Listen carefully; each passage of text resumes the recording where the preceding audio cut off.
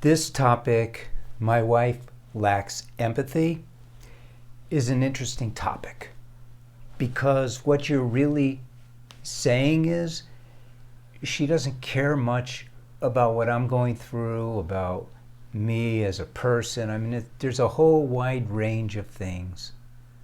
And you're feeling like, hey, what's going on here?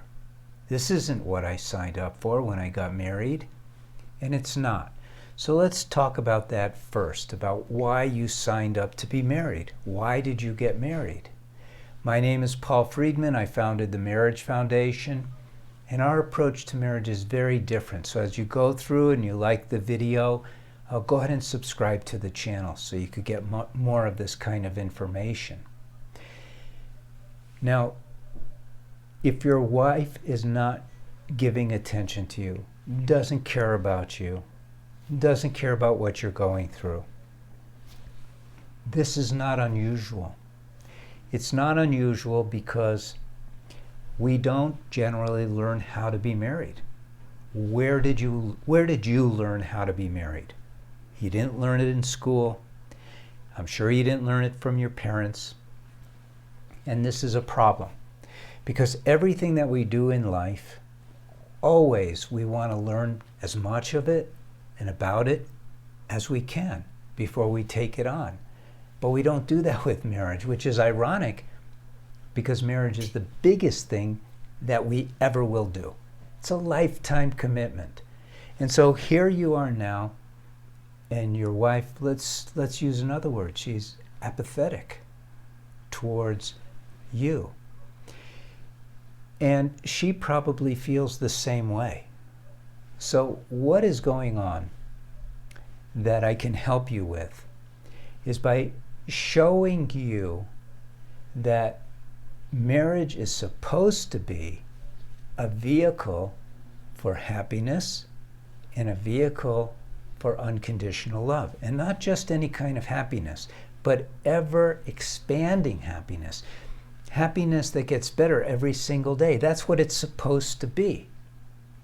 Now, anything else in life you take on and you know what it's supposed to do, and you do within that paradigm what you're supposed to do to achieve the results that you're looking for, but you haven't been doing that in marriage.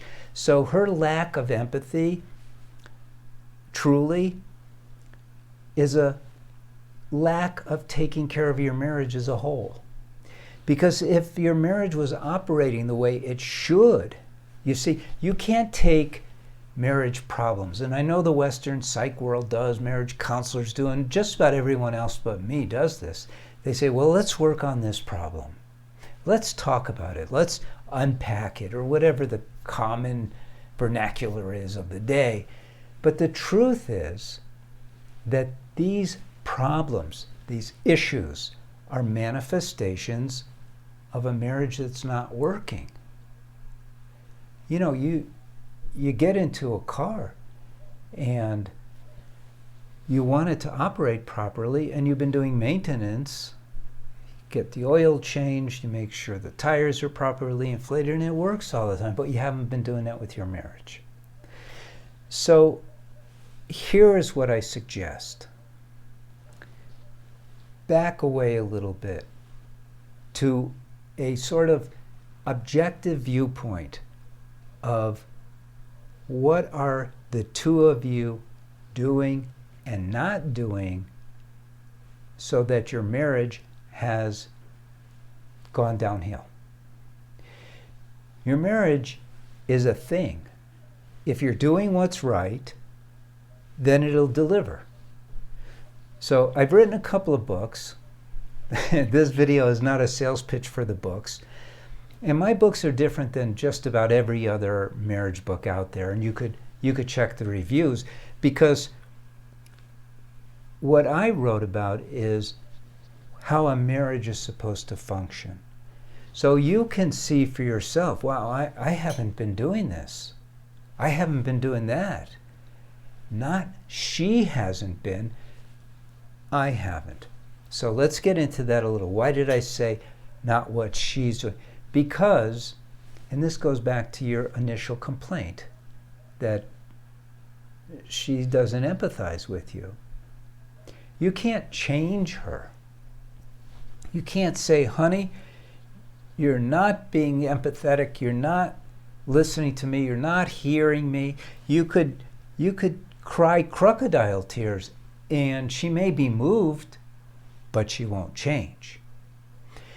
People respond to what's in their environment externally or to their inner direction. For instance, if you have a moral code and you need money, you're not going to go rob a bank. You won't be tempted because your moral code is telling you don't take money from somebody else. So if you change her outer environment within the marriage, within the context of your marriage, she will respond to that, never to your desires, expressed or unexpressed. It just doesn't work that way. I'm just being honest with you.